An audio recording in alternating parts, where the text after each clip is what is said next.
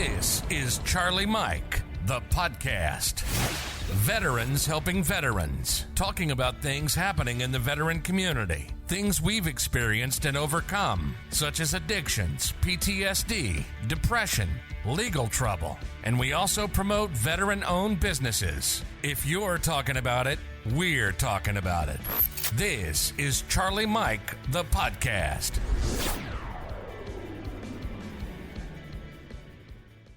Yo, what's going on? Welcome back to another episode of Charlie Mike, the podcast. As always, I'm your host, Raul. Today, I have a special guest in the house. You know, I want to introduce you to Raul. How you doing, Raul? Doing well, brother. So this is Raul Herrera. We've been trying to get, linked up so we can do something together. Reading your story and hearing a lot about you as a person and what you're doing out in the community is moving. And let's start off a little bit. Will you do me a favor and tell the people who you are, where you're from? Yes, again, my name is Raul Herrera. I'm from San Antonio, Texas, born November the 11th, 1946. It's Veterans Day, huh? You bet. Yeah. My mother had said that they threw a parade in my honor of arrivals because it was Veterans Day, and of course, San Antonio is a military town. Yes. So they were parades going on, and the drums were playing. It was great. My mother was happy that they were celebrating my arrival. Yeah, that's awesome. Yeah. So San Antonio, how was life in San Antonio? Oh, well, of course, I was from the barrio, and I lived near the closer to downtown than far west San Antonio, but still part of the barrio.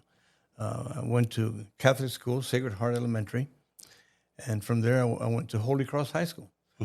My mother had wanted me to continue a Catholic education, but my father, he wanted me to go to a school called Fox Tech. It was a technical school, and they had a high-rated architectural class program. But my mother won out, and so I went up for another 4 years at Catholic education at Holy Cross High School. Okay, so with that, I gotta ask. So what did your father do for a living? My father was a painter. He was a painter. He painted houses as well, but he worked for a contractor and did industrial painting and so on. I recall, interesting you mentioned this. My father taught me what not to become.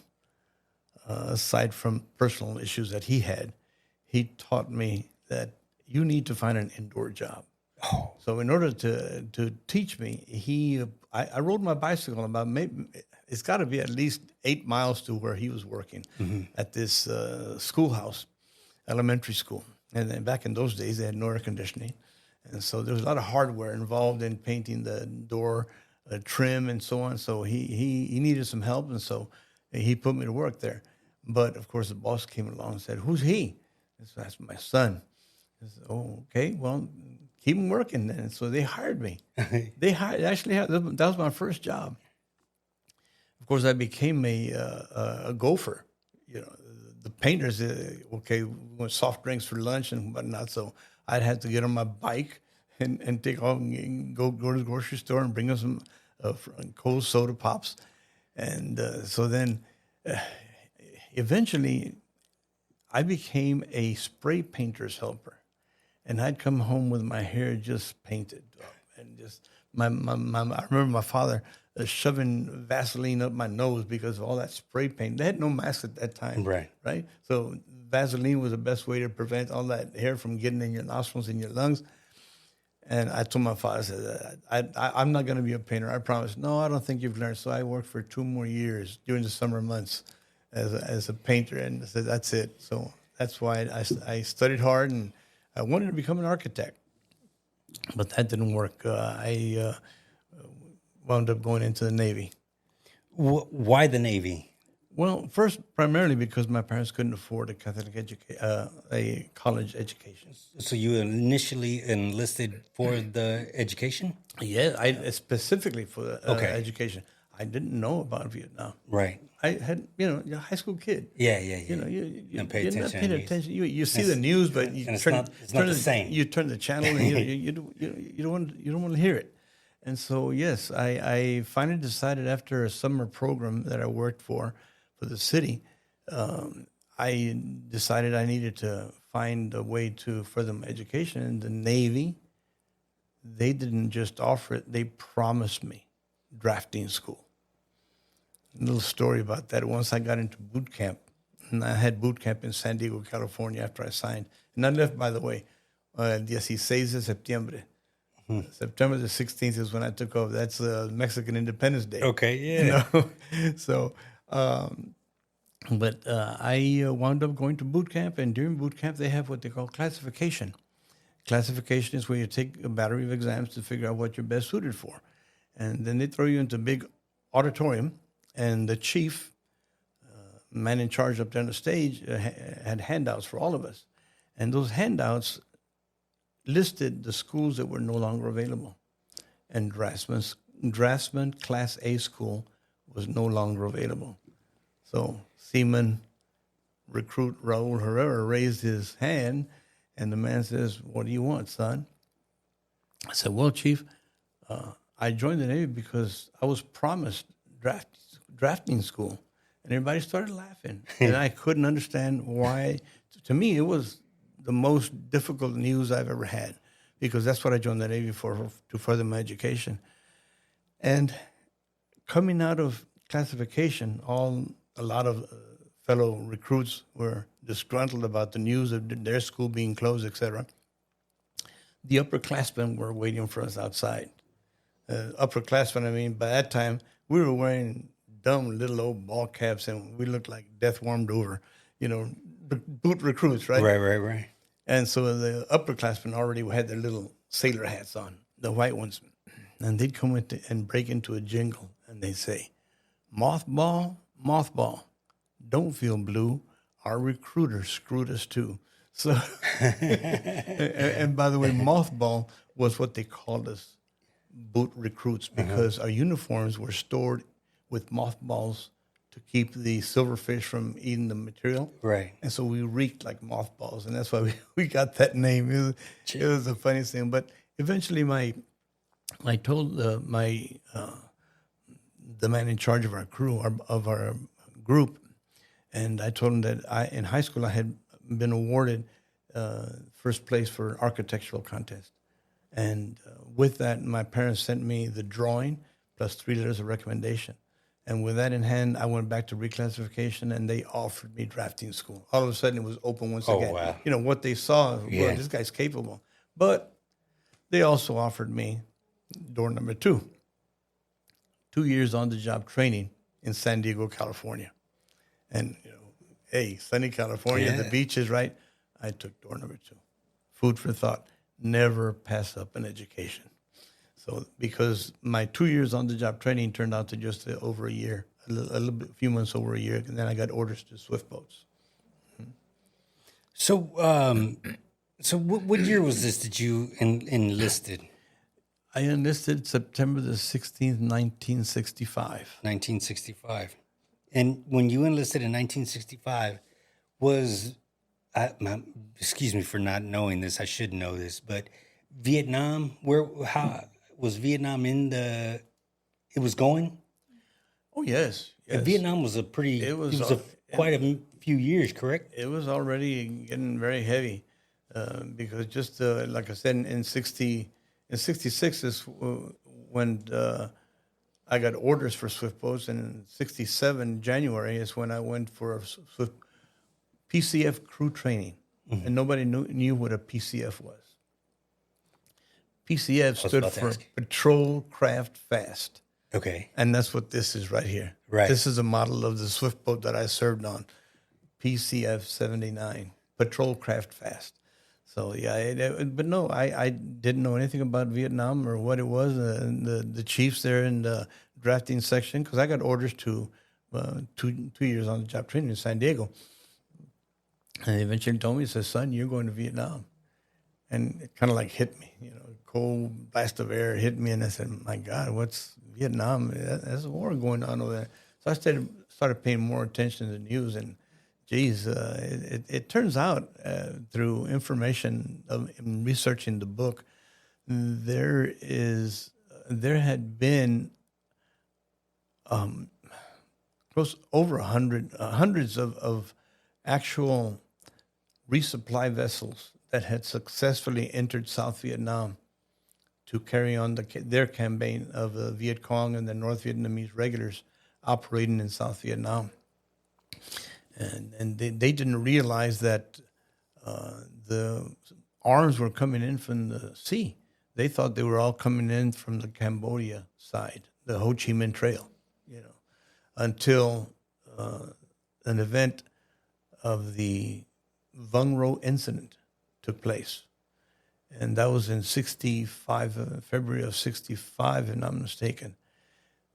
A helicopter pilot was flying a non-urgent medical patient along the coast and south, in mid-country of South Vietnam. And as the helicopter turned inland to go to the hospital base, they flew over this peninsula. And in the bay, they noticed what appeared to be a floating island, because greenery, but it looked like it was moving. So they went in for a second look and couldn't determine what was going on. And when they went down for a much closer look, they noticed that the decks were potted plants and palm trees and shrubbery, and machine gun fire started at them. Yeah, it was an enemy ship. It was a steel hull trawler, and that was the first one. It was called, very famous incident. That's what turned everything. That was a catalyst to bringing about swift boats and Operation Market Time. So with that order to swift boats, did you know it? So what all did that consist of? Was that like a MOS, or was it just that orders? Yeah, just orders. Just orders. Yeah. And did they train you for what you were going to be doing on the Yes. boat? Yes, when we went to Coronado in January of 67, we formed a crew.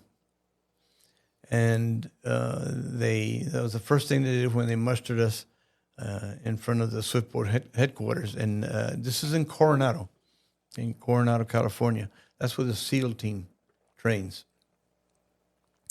Well, they told us that we would be assigned crews.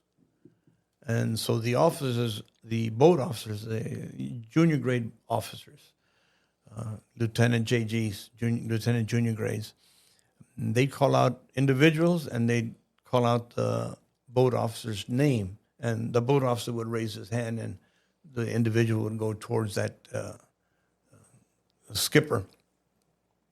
And came time for me and they said, Seaman Herrera, and I raised my hand and he said, points to an officer over there, Lieutenant J.G. Edward Bergen. So I marched over there, and there was a gruff, stout, chunky boatswain's mate standing next to him. And so I saluted Mr. Bergen, and then he introduced, he says, this is our boatswain's mate. This is Boats. And I went to shake hands with Carver, and he just looked at me up and down, and he had a reddish brown hair, and he had a handlebar mustache, and he twirled his mustache, and he just looked at me, and he says, "What's going on, Bean?" It's just like you're standing there, Bean. That's a slur, right? Yeah. But the man was a little bit too big for me to try to do anything about it, right? Yeah. And turns out that Bean has been my call sign for the longest time. In recent years, even some of my fellow Swift mates, officers and enlisted as well, they seem to shy away from calling me Bean. Mm-hmm. And I don't like that. I enjoy when my friends and my fellow Swift mates call me Bean, because it was given to me by my mentor and my nemesis, Bobby Don Carver. And he's the one that's pictured here in that, right here in this 8x10. That's Bobby Don Carver right there. I'll tell you more about that later on. I got questions. Okay, so in a swift boat, so this was Swift Boat 79. What I see, what you had 350 cals? We had twin 50 calibers in the gun tub up front on top of the pilot house. Okay. Twin 50 caliber machine guns. Back in the fantail, the after section of the swift boat, was a single 50 caliber machine gun mounted atop an 81 millimeter mortar. Oh. And our ammo ready box was back in here where we had all the mortars. Okay. We had illumination rounds, high explosives, white phosphorus rounds as well, 81 millimeter mortar. And my job, again, I was designated a draftsman, a striker, they call it, because I wanted to be a draftsman. So they called draftsman striker. But they picked me up just the same and threw me on a swift boat. Right. And so they needed a radio radarman. And so I wound up becoming the boat's radio radarman. What is so what does that consist of? What you are basically looking at radars? Well, yes, there was a radar in the pilot house and a fathometer to measure the depth below us. Because, see, our swift boat was part of Operation Market Time. Okay.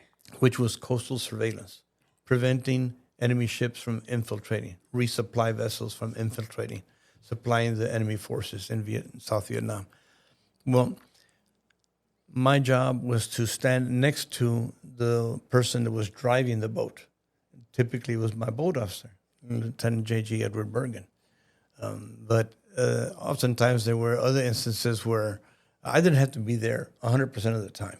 When we were on a patrol out in the ocean going back and forth in our patrol area, well, it was very relaxed, and there may be somebody else driving the boat. But at all times, we had our different stations. The gun mount on top of the pilot house, behind the twin 50s, someone would always be there at the ready, and we'd only uncover the aftermount when we'd go into general quarters or something. But right. We had an engineman. We had the boatswain's mate. He's the one who basically handles the maintenance and sees to it that the boat is in top shape for patrol. That's the boatswain's mate. And the engineman, then we had the gunner, who happened to be a torpedo man. That was his MOS, as you say. His rate was at a third-class torpedo man, Bob Middleton. And as I said before, the boatswain's mate was Bobby Don Carver. Our engineman was Ronald Reinhardt. And we trained, those individuals trained together in San Diego and Coronado. And when we got to Vietnam, we picked up our fifth enlisted man, the deckhand, the seaman. That was Timothy McNamara. So in a boat this size in the water, how many people consist of the crew? 5 enlisted, right, and 1 junior grade boat officer. Yeah. Okay. Right. And so when you're on the is this a 24-hour station? Yes. We'd leave in the morning. Mm-hmm. I'd go out and gather stores, as we call it, groceries. Right. For the 24-hour patrol. Most of the time, sandwiches. Right. Okay. And soda pop or we call it bug juice, which is Kool-Aid. Yeah. And so that we had a refrigerator. We call it a reefer.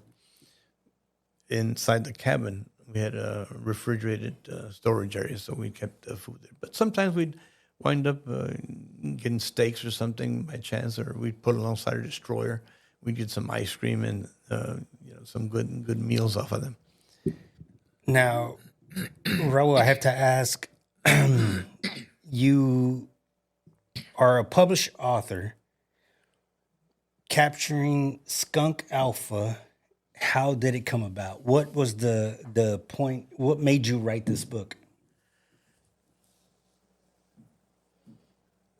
This man right here, Bobby Don Carver, was the reason why this book came to pass. When I returned from Vietnam, let me go back just a little bit. Go ahead. That yes, first please. chapter, Spirit, took place on December the 6th, 1967. Well, that's when he was killed. When we captured this ship, the trawler, on July the 15th, 1967, Carver was the individual right here on the fantails aftermount, Mount 52. He was standing behind the machine gun and the mortar. And this mortar was unique. You know how mortars usually... Up and down? Up and down, right? You drop it. Yeah. And the higher the angle, the closer the enemy is, right? Right. Well, this mortar had the ability to go to trigger fire mode. I've never fire mode. I never heard that. Yes, sir. That was the thing. So, as we're attacking the trawler, and we were within 75 yards. Ultimately, we were within 75 yards of the enemy ship as it approached the mouth of the Saki River on the Batangan Peninsula, and this is south of Da Nang and south of Churai as well. Our boat officer and I was standing right next to him in the pilot house, making sure that we were getting close to some hazardous areas. So I had to make sure that I warned him to be careful with those areas and kept my eyes on radar and radio communications as well. But he ordered the bosun mate to fire a round of high explosive, and he missed. He hand-loaded a round of 81 millimeter white phosphorus, lowered the barrel, took aim, and fired that round, and it went directly in the pilot house of that ship on the left-hand side, which is the port side. And that thing, I was in the pilot house, and it was ahead of us. The trawler was ahead of us, and I saw the explosion. It turned into just a white ball of flame. And we figured, no one could survive that. No one could have survived that. And it forced the vessel to run aground, and we was able to capture it. But long story short, the Viet Cong knew that it was PCF 79 who had brought that trawler down. And so they had a bounty out for us. And on December the 6th, we were ordered to do a psychological warfare mission, which was called Chuhoi, Give Up Your Arms. It was broadcast. We had speakers on the left-hand side on top of the cabin, and they were broadcasting propaganda that's aimed at the enemy to lay down their arms and come to our side. Well, as we approached, you may or may not have heard of the My Lai massacre. That was a very difficult, terrible situation where an army officer and his men massacred some civilians. It was a My Lai massacre, the village of My Lai. And you said My Lai? Yes, M-Y-L-A-I, 2 words, M-Y-L-A-I. Well, there was a river south of that area, and again, this My Lai village is just south of where we captured the ship. And just south of that area was a river, Sang Tra Kuk. It was the river that led to Quang Ngai City. Well, just right north from that entrance, that river entrance, were 3 little hamlets, 3 little groups of huts. It was called Kole. Kole 2, Kole 3, Kole 2, Kole 1, south to north. And ultimately we passed once, we passed twice, and on the second pass between Kole 2 and Kole 1, we got ambushed by 3 bunker positions. Ahead of us, in the middle of us, and behind us. And Carver took a round through his right eye. And he still had a pulse when he was in the helicopter after he evacuated, but he passed. And bringing back to when the chapter Spirit is, I read, that took place not the night of December the 7th. It took place the next night. Because the first night we got back to base and we were so torn up that we drank ourselves to sleep. Yeah, it's understandable. And the following night, as I lay in bed, is when chapter 1 takes place, Spirit. our boat officer was transferred to separate duties because he was going to be leaving country soon, and the rest of the crew was split up. The gunner, Bob Middleton, and I, we stayed on the 79 boat, and another crew came on, a new boat officer and engine man and so on. Months passed, time came close that it was time to leave. May of 68, April of 68, late April of 68. And by that time, I had difficulty going in the back of the fantail, especially at night, because knowing he had died on this boat, that I was still on patrol. So it was a difficult time. But I came home, and I felt fortunate that I hadn't experienced any physical, no bullet wounds. I don't have a Purple Heart. And I gave thanks for that because, I said, wow, I'm back. But I'd see vets, obviously Vietnam War veterans in San Antonio, long hair and wearing their greens and bush hats and their jungle boots. And they looked a little disturbed from my point of view. Right. And I thank God that I survived all that mental anguish. What brought this book about is that little by little, I started having difficulty taking showers. I couldn't go to the bathroom and close the door. Fright came over me, chills came over me. I felt the boatswain's mate presence around me. I felt it. I mean, it would make my hair stand on end. And back in those days, there wasn't anything called PTSD. Yeah. And so you just don't talk about those things with even your buddies. You Right. just don't, not much less your spouse or anyone else. Yeah. And eventually I wound up I wouldn't take showers because I didn't want to close my eyes and shampoo my hair because I knew that the minute I'd open my eyes, I'd see Carver's bloody face, just like I'm seeing you face to face right now. And that just destroyed me. I just kept dealing with it. That's what you did. You didn't seek help. It wasn't until then my first wife's mother of my children, 5 children that I have, her grandmother took the entire family to Greece, to the island where her house was, her little village.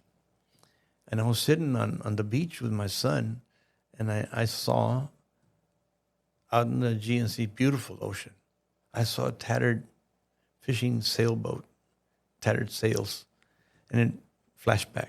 I don't know if you've had flashbacks yourself. Yes, sir. My flashbacks are diesel fumes because the back of the swift boat always had the smell. Okay. If I go behind a diesel, Right. I'm back there again. And so, again, I flashed back to Carver, and I kept questioning in my mind, about Carver boats. Why are you doing this to me? Why are you tormenting me so? And as I'm sitting there watching the sailboat, that fishing boat, well, it just dawned on me. It's like an epiphany. He wants me to tell the story. He wants me to tell his story. He wants me to tell our crew's swift boat story on PCF 79 and the overall swift boat story, which to date I feel very disappointed that unfortunately Vietnam War history tends to exclude the Navy's participation and accomplishments during the Vietnam War, and in particular swift boats, because we shut down that North Vietnam mission of resupplying their troops through the sea. And that's why the story came about. I came home, my mother gave me letters that she had saved. I numbered the letters chronologically by date order, 1, 2, 3, 5. The last letter that I wrote to my parents turned out to be 79. That's my boat number. Oh, wow. CF 79. Yeah. I gathered information. I wrote to the government asking under the Information Act. Yeah, the Freedom Act, right? Yeah, Freedom of Information. Right. And I started receiving documents, confidential, declassified confidential documents. I did a chronology of the events taking place in the United States, the race riots at that time, turmoil, anti-war protests, everything. I did an outline, but when I started actually writing the first chapter, what I thought would be the first chapter, when I started writing the story, all those episodes in the shower stopped, and I haven't had them since. This was your therapy. It was a catharsis, major catharsis. A day doesn't go by. I mean, look at us. Here we are. Yeah. I'm talking about Bobby Don Carver, my mentor, my nemesis. I've got a story to tell you about, how I wished death upon him once before for the things that he did to me. I mean, he was constantly picking on me, With love, though. Well, no, not at that time. Not with love. Okay. He was, if I may pardon the French, he was a hard-ass boatswain's mate. I mean, a salty sailor. I mean, just, but like I said, he was my mentor. He was my nemesis. And I owe it to him. And as a tribute to him, I've dedicated the book in his honor and his name, and to the honor and memory of the 50 swiftboat sailors who lost their lives while serving on swift boats. So that's what the story is about. If I'm being 100% honest with you, Raul, I didn't know how big of an impact the swift boat was during Vietnam. It's something that was never brought to the attention as far as media. When you think of Vietnam, you mainly think of honest army. Mm-hmm. So the ground forces. Yeah. So that's what I thought about until we met, and then I started to do more research, and I feel like, golly, you filled it in for me. Now it's just, so with writing the book, how long did it take you to write this? I'm curious. Oh, you took me by surprise with that question. Well, I tell you, it took me to get it published. I started this journey more than 40 years ago. 40? 40 years ago. Yeah. My children, my son Anthony, he was, I guess maybe 2.5 years old. And I had an older daughter, Odessa, and then Angela. There was 3 of us that went on the trip. And later I had Michael and Eileen, twins. But it took me that long. Like I said, when I came back from Greece, my mother gave me those letters that I had written. Right. And I started doing all the research back then. Yeah. But a lot of personal matters in my life that forced me to put the book on the shelf. And I've always thought, and I've always believed that when the man says it's time, it's time. Right. The granddaughter that I have, Camila, she says, "Grampy, it's God's plan." And it is. It is. You just have to listen to when he the Spirit, like to say, the Spirit moved me. Right. And it finally came to pass, and things fell in place, and thankfully, Texas Tech University Press are the publishers of my book, and of course, they have the Vietnam Center there at Lubbock. Right. And that's the second largest depository of memorabilia from Vietnam War. Is the other one in New Orleans? I don't know. I haven't heard about the one in New Orleans, but Texas Tech is the largest next to Washington. Okay. The archives. Okay. The archives. Wow. And by the way, there's 2 for anyone who is interested. There were 104 Mark I swift boats manufactured out of New Orleans, out of Louisiana. Seaward Seacraft were the manufacturers. And these boats were already on the water. There was no cabin. It was just a pilot house and a flat after section. And they would use these boats to take crews and equipment to the oil rigs out of Louisiana. Oh, wow. So then the government ordered 104, what became 104 Mark I Swift boats. PCF number 1 is a static display at the Navy Yard in Washington, D.C. PCF 104, the last one, we found in Washington, and it wound up being in Coronado. It's part of a 3-boat static display. There were 3 operations, naval operations. Task Force 115 was the swift boats.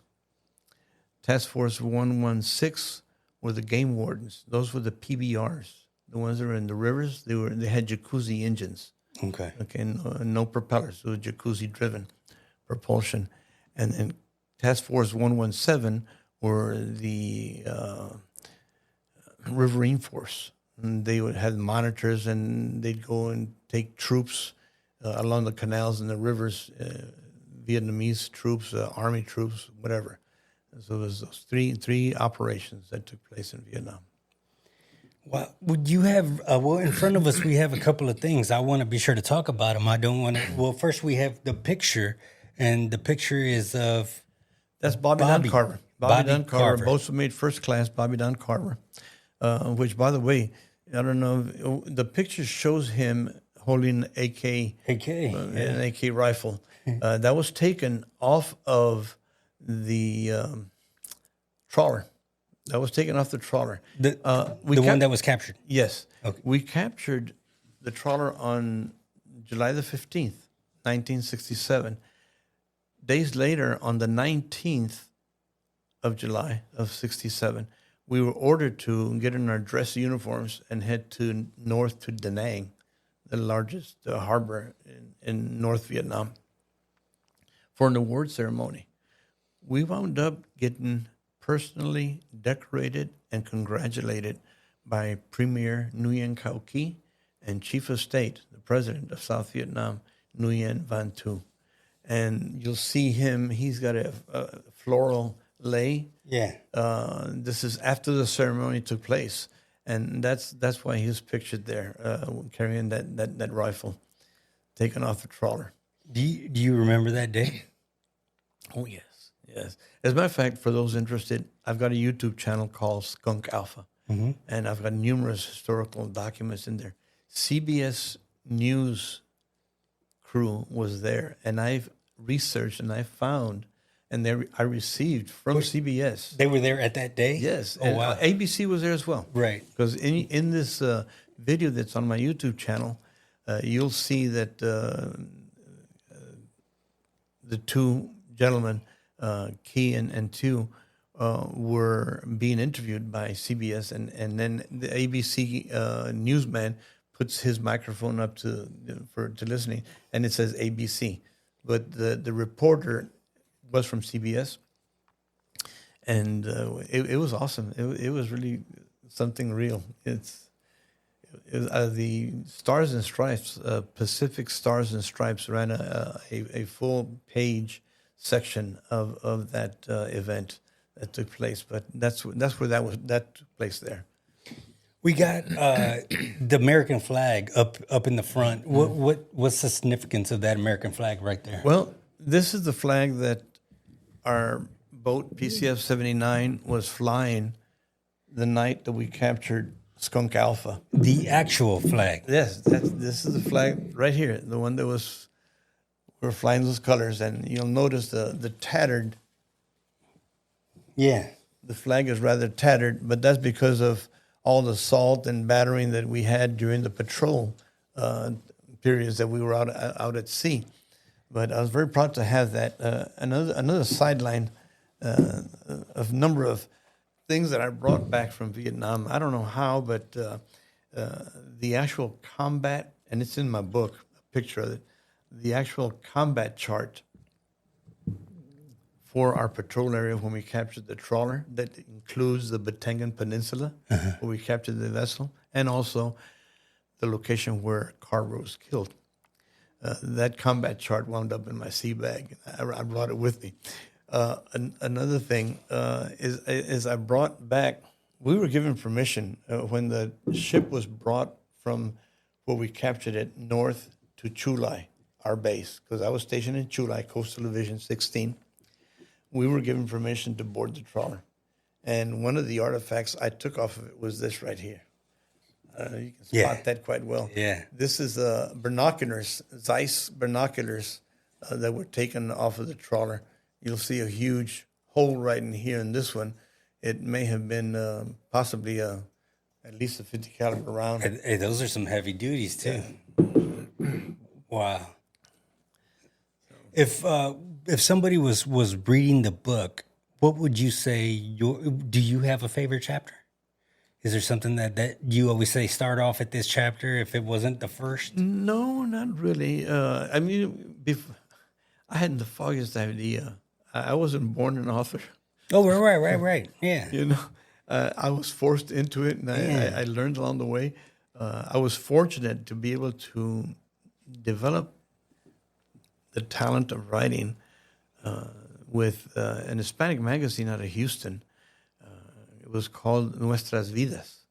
I wrote numerous articles for them.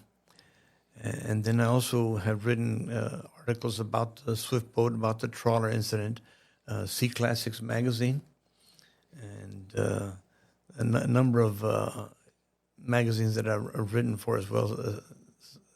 New York Times, as a matter of fact, I had an article published there with the New York Times about this incident. But it's been a long journey, a long journey.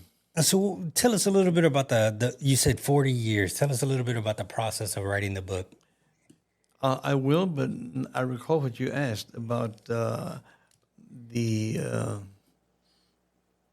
previous question you mentioned. Yeah. Dead zone. Right? Yeah. It's interesting. Okay, the journey. I was fortunate enough to have. Yeah, I mentioned. Okay, back to the trawler capture. Yes. We were the last line of defense, swift boats, because we were shallow draft, right? The next line of defense from the beach out towards the ocean were Coast Guard cutters. And then further out from them were the larger vessels, the destroyers, okay, and minesweepers. It happened that this particular trawler, we knew that it was coming in. Mm-hmm. Aerial surveillance aircraft spotted it on July the 11th, and it maintained contact, aerial surveillance, and then the destroyer, the USS Wilhoit, they wound up catching up to the trawler.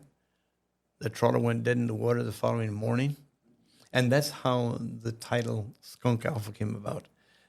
In the Navy, an unidentified seaborne vessel is called a skunk. Is it an acronym? Skunk, no, skunk. Oh, okay. That's just a name given to an unidentified contact. Okay. Unidentified. Yeah. And the first one after midnight is Alpha, then followed by Bravo, Charlie. Yeah. So Skunk Alpha, Skunk Charlie, Skunk Delta. Okay. Out at sea, you got a bunch of skunks all over the place. Okay. They're identified. So that's how the title came about. But it turns out that on the way back, there was a psychological chief for I Corps. There were 4 core sectors, war zone sectors in Vietnam. I Corps on the north, next one south, I Corps 2, and then 3, and then 4 down on the Mekong Delta area. The U.S. Coast Guard, the Point Orient, was on the right-hand side of the trawler as we were coming in, as we followed it coming in. We were on the left side, the port side. On the board, the Coast Guard cutter, they had loudspeakers. And during the middle of the night, because the trawler came in the darkness of the moon, right? It approached the Batangan Peninsula as it approached midnight. And before that, it went within 5 miles from the coast. The Coast Guard cutter came close enough to the trawler. The trawler had no radar. So they couldn't tell who was out there, right? They thought the coast was clear. The Coast Guard cutter came close enough with their loudspeakers. They blasted a "Give up your arms" message that was recorded by the psychological team in Vietnamese, and they ignored it. Well, the gentleman, the officer, the U.S. Navy officer who headed up that psychological team on the Coast Guard cutter, once the action started, he rewound the tape and started recording the communications. So the details that I put in the book of the actual engagement is based on actual radio communications of that event. You also put that in the book trailer, correct? On your YouTube? Well, yes, there's a small, my son Michael stripped part of the full book trailer that I have out there on my YouTube channel. Again, the YouTube channel is called Skunk Alpha. But there's a 3.5 minute full book trailer, extensive, lengthy. But my son captured part of it, and he also used the audio from that audio tape that I have of the actual combat engagement. This took place over 50 years ago. Yeah. And I still have that actual audio, combat audio. Not too many people have things like that. And so he used it, and he has a appended video, if you will, of that particular book trailer. Yeah, the book trailer that you have on YouTube is quite powerful. So was it yours or your son's idea to No, his. He surprised me. Michael surprised me. That's awesome. He didn't tell me he was doing it. He just he wanted to learn more. He found out that I had an audio, and he said, "Send it to me, Dad." So I sent it to him, and he said, "This is a good idea." He's good at doing that. He helps me a lot with my book event flyers, as well. With Jesus, it's so with all that, I forgot where I was going. I apologize. So what was it important to you to use? I see that you used a lot of the historic footage, not the footage as far as, but the actual articles and things that you have. You incorporated it.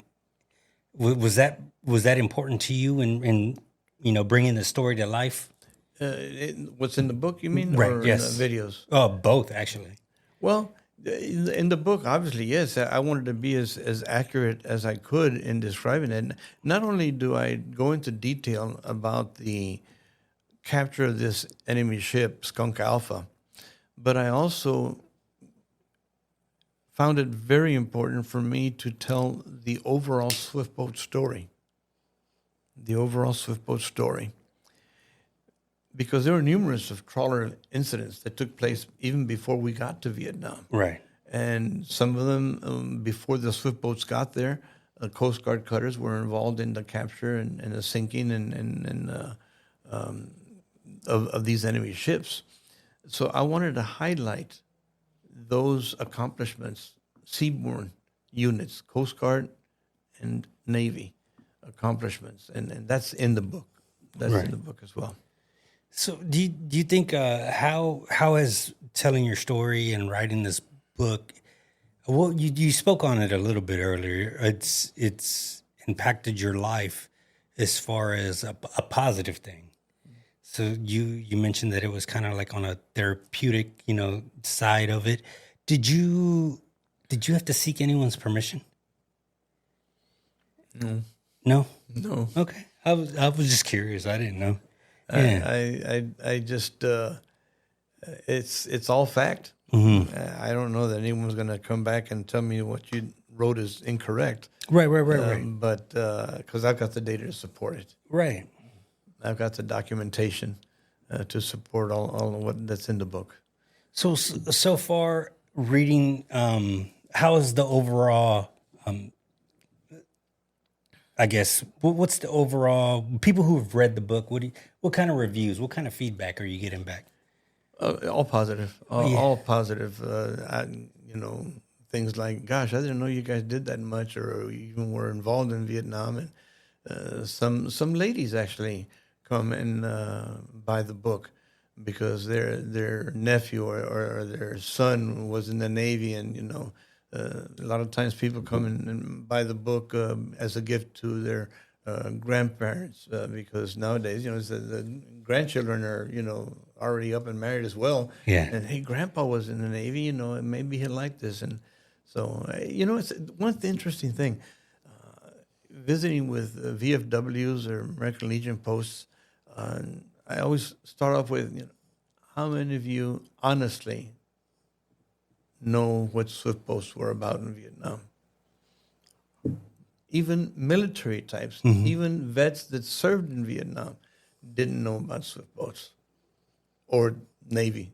Right. And, like you mentioned earlier, it's the ground forces. All credit given to the ground troops and their efforts and accomplishments. It's time to bring news about, hey, Navy was there as well. If there was one thing you wanted your readers to take away from the book, what would it be? Basically, sharing that swift boats Service. Right. Service to your country. A patriotic duty. Again, I didn't even consider going to Canada or anything like that. It's just what's within each individual. And for me, I served. I joined the Navy to get further my education. I wanted to be a draftsman, but yet when I was called, I answered. That's awesome. With you being a published author, have you been able to connect with people that have experienced or any of your old Swift boat members? Experience in what? Were you able to just communicate? And Oh no, we had. I'm a former president of the Swift Boat Sailors Association, and that was again perhaps maybe that caused further delays in the advancing the book as well. Right, I was right. heavy into it for a number of years, and so Swift Boat membership is sadly dwindling. It's sad to see messages come across almost on a weekly basis now that this so and so has gone on his final patrol. It's as a matter of fact, we've got only 2 more reunions that are scheduled for our organization because our numbers are dwindling.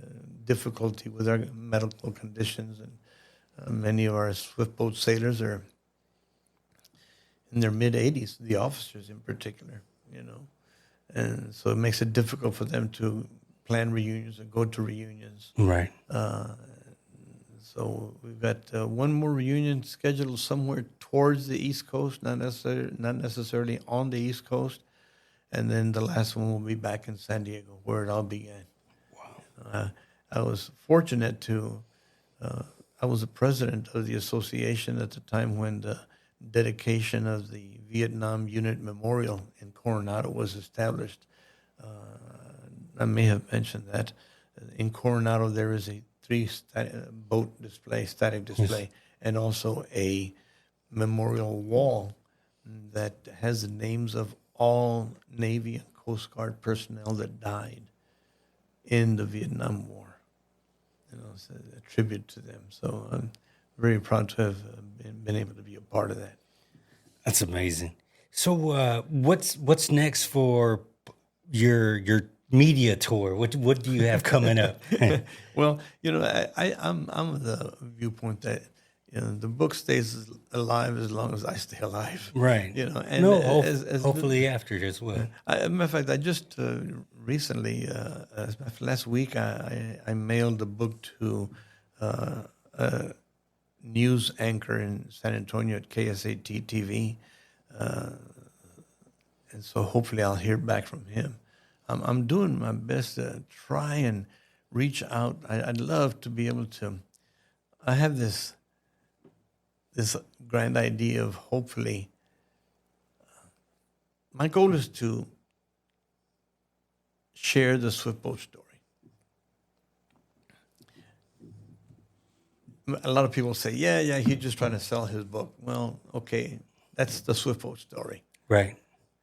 I'll never be able to recover financially from all that I've put into this effort. I understand. Never. It's been it